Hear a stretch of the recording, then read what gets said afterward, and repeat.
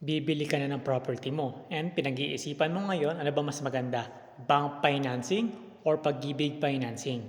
Ang makakaalam lang po niyan ay ikaw. May himayin natin yung dalawa, yung bank and then pag-ibig financing. Sa pag-ibig, nagbibigay sila ng 30 years to pay. Maximum na po yun.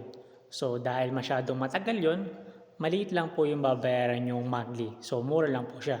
Hindi yung masyadong ramdam. Sa bank naman po or bangko, 20 years na po ang maximum. So medyo short yung term, 20 years. So medyo mahal na po siya monthly. Unlike sa bangko, malaki yung hulog. Example, yung kalahati ng income mo isusugal mo ron, ay wag na. Pero maganda ang bank finance kung gusto mo matapos agad yung hulog. So depende talaga sa budget mo. Ito na yung gusto nyo makinig. Paano naman doon sa mga delay ang bayad? Siyempre mga tao naman tayo lahat dito. Mararanasan natin yun. Sample, delay ka sa pag-ibig ng mga 3 months or 6 months, maganda yung pag-ibig, makatao siya.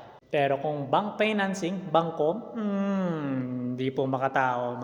Siguro mga 3 months pa lang, pagkasarang ka na ng sarili mong property. Panalo ang pag-ibig.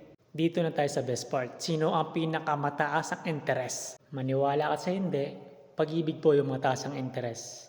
Kasi po, 30 years to pay, syadong matagal yon. Siyempre, may mga interest po yon, matagal yon. Example, yung total contract price ng iyong property ay nasa 10 million. So, pagtapos ng 30 years, kwenta mo sa calculator mo, yun, magiging siya, mga 12 or 13. Pero pag sa bangko naman, kunti lang po yung interest sa bangko. Panalo ang bangko rito.